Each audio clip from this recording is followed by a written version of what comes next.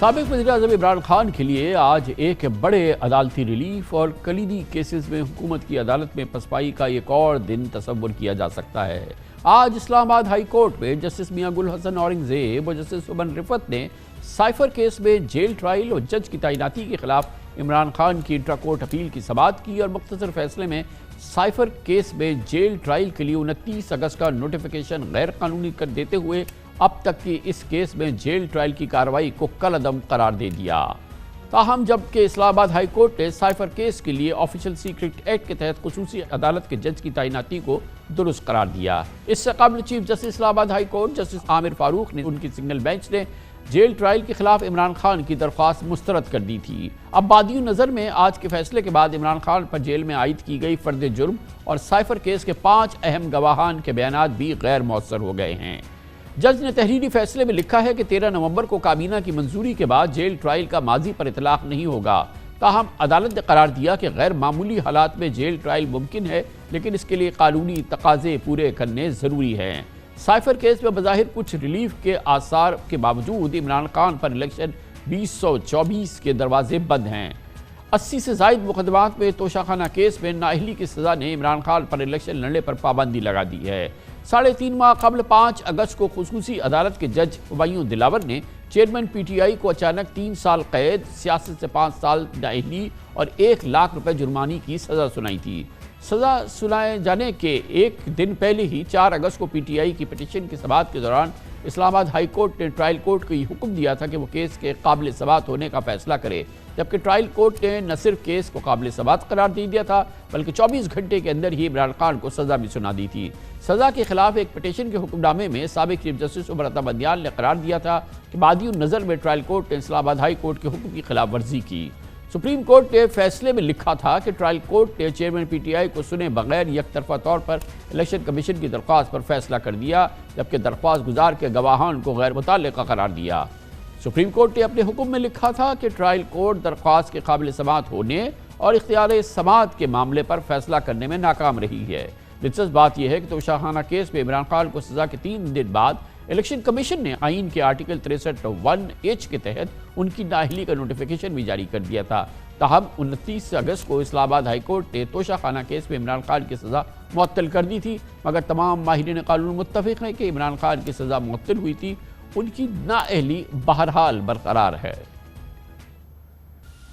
ان کی نااہلی کی تلوار ان پہ ابھی بھی لٹک رہی ہے اور یہاں پہ سینٹنس یعنی جیل کی سزا معطل ہوئی ہے، کنوکشن معطل نہیں ہوئی، اس لیے ان کے نااہل نہ ہونے پہ کوئی بحث والی بات نہیں ہے۔ سسپینشن ہے تو کنوکشن اپنی جگہ رہتی ہے اور کنوکشن کے ساتھ ساتھ جو بھی ڈیکلیریشنز ہیں اہلیت کے حوالے سے وہ بھی اس کے ساتھ جڑی رہتی ہیں، کیونکہ کرمنل کنوکشن ہو چکی ہے، جب تک آپ بری نہیں ہوتے تو اس میں اپنی اہلیت بھی بحال کرنا مشکل ہوگا۔ کنوکشن تو ان کی برقرار ہے، صرف ان کی سینٹنس سسپینڈ ہوئی ہے، جب تک کنوکشن ان کی برقرار ہے اس وقت تک ان کے اوپر نااہلی کی جو نوٹیفیکیشن بھی الیکشن کمیشن نے کہا تھا وہ برقرار رہے گا۔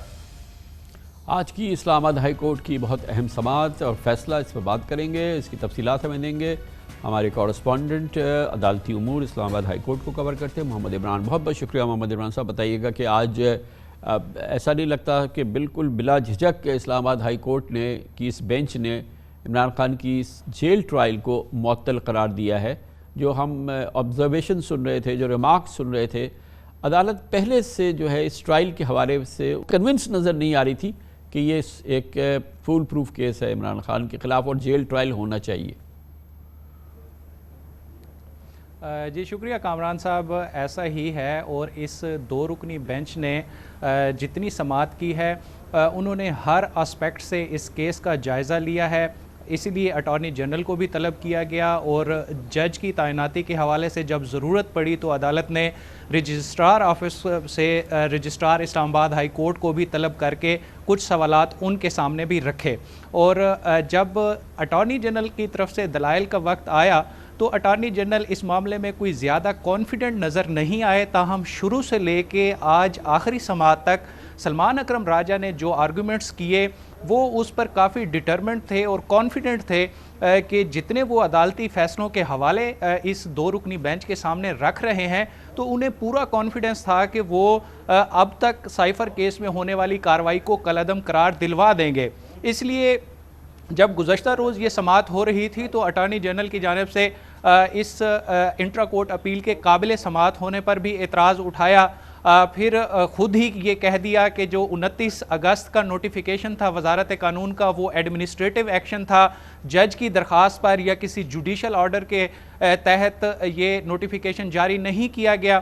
तो उस पर फिर जस्टिस मियां गुल हसन की तरफ से जो एक एक्सप्रेशंस दिए गए वो काफ़ी मायनी खेज थे। उन्होंने फिर सलमान अकरम राजा को कहा था कि सलमान अकरम राजा साहब, क्या अब आप किसी और चीज़ पर भी इन्हिसार करना चाहेंगे? तो राजा साहब ने कहा कि बिल्कुल हमें ज़रूरत ही नहीं है, हम तो खुद ये कह रहे हैं कि ये एक एडमिनिस्ट्रेटिव एक्शन था और इस तरह के केसेस में ये एडमिनिस्ट्रेटिव एक्शन के तौर पर जेल ट्रायल नहीं किया जा सकता, बल्कि जुडिशल ऑर्डर होना ज़रूरी होता है। और आज जो अदालत का फ़ैसला आया है उसमें ना सिर्फ 29 अगस्त के नोटिफिकेशन को गैर कानूनी करार दिया गया है, बल्कि बाद में 3 अक्टूबर 13 अक्टूबर का भी जो नोटिफिकेशन था उसको भी उसकी कानूनी हैसियत अदालत ने कहा कि ये इसकी कोई भी कानूनी हैसियत नहीं है। इवन के जो कैबिनेट की अप्रूवल के बाद जेल ट्रायल का नोटिफिकेशन हुआ है, अदालत ने उसकी भी लीगल स्टैंडिंग पे सवाल उठाया और अदालत ने कहा है कि इसकी कोई लीगल स्टैंडिंग नहीं है और इसका माजी की कार्रवाई पर भी इतलाक नहीं होता, क्योंकि ये जुडिशियल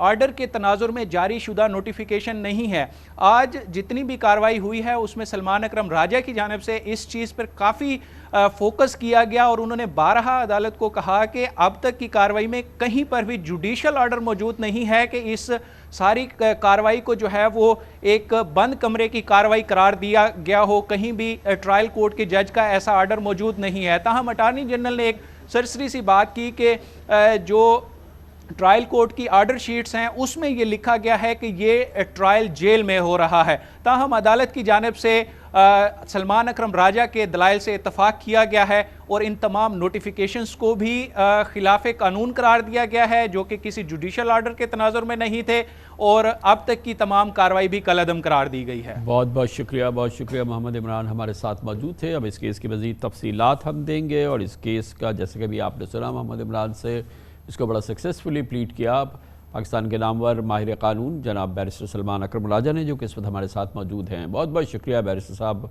आपने हमें ज्वाइन किया है। यकीनन एक बड़ा रिलीफ है जो इस केस में इमरान खान साहब को मिला है, मगर बज़ाहिर मुझे लगता है कि शायद ये एक वक्ती रिलीफ है। आई डोंट नो कि इसके जो फिर नेक्स्ट फेज़ है उसमें इसके क्या असरात होंगे। शायद ऐसे ही लगता है कि ये ट्रायल दोबारा शुरू हो जाएगा और जज अबुल हसनात ही करेंगे इसको।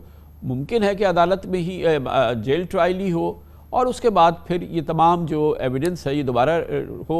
शायद ये जो 2-3-4 हफ्ते इसमें लग गए हैं ये तो हुकूमत को कॉस्ट करेंगे, लेकिन आगे ट्रैक उनका बहरहाल जो है वो मौजूद है जिस पर कि ये केस आगे बढ़ जाएगा। आपकी क्या राय है? जी देखिए, इसमें 2 मामलात थे, एक जेल ट्रायल और एक ओपन ट्रायल। ये दोनों बिल्कुल मुख्तलिफ मामलात हैं।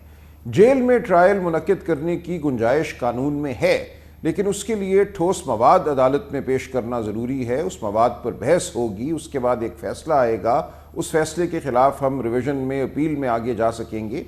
इस दफ़ा तो ये हुआ अब तक कि एक काल कोठरी में ट्रायल करने का फ़ैसला किया गया, जज साहब ने एक ख़त लिखा लॉ सेक्रेटरी को, लॉ सेक्रेटरी ने कहा हाँ कर लो, और ट्रायल शुरू हो गई। ये बिल्कुल आइन और कानून के तकाज़ों के बरखिलाफ़ एक अमल था। ओपन ट्रायल यूनान के ज़माने से, सुकरात के ज़माने से एक बुनियादी हक समझा जाता है एक मुल्ज़िम का। अगर आपने एक मुल्ज़िम से ये हक छीनना है तो उसके लिए बहुत भरपूर कोई आपके पास वजह होनी चाहिए। इस वक्त ऐसा कुछ भी नहीं हुआ। अब जब दोबारा इसका तकाजा अगर किया गया जेल ट्रायल का, तो तमाम मवाद अदालत में रखा जाएगा, उसका अहाता होगा, हम भी बहस करेंगे और फिर बात आगे बढ़ेगी। बिलफर्ज ट्रायल जेल ही में होता है तो ट्रायल को ओपन ट्रायल होना चाहिए। ये बात भी बड़ी वजाहत से हमने अर्ज़ की और अदालत ने मानी कि ओपन ट्रायल का मतलब ये है कि जेल के अहाते में भी अगर अदालत कायम है तो मीडिया को रसाई हासिल होनी चाहिए, अवामुन्नास को रसाई हासिल होनी चाहिए, ख़ानदान को रसाई हासिल होनी चाहिए। यहाँ अब तक ये होता रहा कि ना मीडिया, ना अवाम, ना ख़ानदान कमरा अदालत में आ सकते थे, और जो अदालत ने चाहा वो किया। ना अदालत के तेवर कोई देख सका, ना गवाहान के तेवर कोई देख सका, ना ये देख सका कि दिफा के साथ क्या सलूक हो रहा है। अगर ट्रायल जेल में भी हुई तो ये एक ओपन ट्रायल होगी, और ओपन ट्रायल की वजह से पाकिस्तान के अवाम ये जान सकेंगे کہ الزام کیا ہے اور گواہی اور اور شہادت کیا ہے۔ آپ کا کہنا یہ ہے بیرسٹر صاحب کہ اوپن ٹرائل اور جیل ٹرائل اٹ سیلف ایک کیس ہے جس پہ کہ آرگیومنٹ ہوں گے، دلائل ہوں گے، شواہد ہوں گے، اور پھر اگر وہ اپہولڈ ہوتی ہے ایک الگ بات ہے، ریجیکٹ ہوتی ہے تو آپ اپیل میں بھی جا سکتے ہیں۔ تو پری ٹرائل یہ تو پہلے ڈٹرمن ہوگا نا کہ کیس اوپن ہوگا یا یہ کہ جیل ٹرائل ہوگا۔ ابھی پہلے تو سائفر سے پہلے یہ معاملہ طے ہوگا۔ جی بالکل، میں پھر عرض کروں جیل ٹرائل ایک علیحدہ بات ہے، اوپن ٹرائل علیحدہ بات ہے۔ اگر یہ بھی فیصلہ ہوتا ہے کہ ٹرائل جیل میں ہونی ہے تو اس ٹرائل کو بھی اوپن کیا جا سکتا ہے۔ صحیح۔ آج بہت تفصیل سے بات ہوئی، اندرا گاندھی کے قاتلان کی ٹرائل تہار جیل میں ہوئی تھی، لیکن جیل میں بی بی سی تمام میڈیا کو رسائی حاصل تھی۔ یہ عدالتی فیصلے میں انہوں نے لکھا کہ کسی شخص کو کمرہ عدالت میں آنے سے نہیں روکا گیا اگرچہ کمرہ عدالت جیل کے احاطے میں تھا۔ لہٰذا یہ دو فرق معاملات ہیں۔ پہلے تو ہماری یہ گزارش ہوگی کہ یہ ٹرائل عام عدالت میں ہو، جیل کے احاطے میں نہ ہو، لیکن اگر یہ جیل کے احاطے میں بھی ہونی ہے تو ایک بڑے کمرے میں ہو اور ایسے کمرے میں ہو جہاں میڈیا کو رسائی حاصل ہو تاکہ ہر شخص جان سکے کہ کیا کارروائی اور دوسری جانب جو ایویڈنس سامنے آئیں گے، دوسری جانب بیرسٹر صاحب جو ایویڈنس ریکارڈ ہوئی ہے، جو تمام گواہان آئے ہیں اور بڑی طویل سماعت ہوئی ہے، بڑی ایکسٹینسو سماعت ہو گئی ہے اس دوران، جو نل اینڈ وائٹ قرار دی گئی، تو یہ سب زیرو ہو گیا ہے۔ اب یہ تمام چیزیں اگر ہونی ہیں تو پھر دوبارہ زیرو سے شروع ہوں گی۔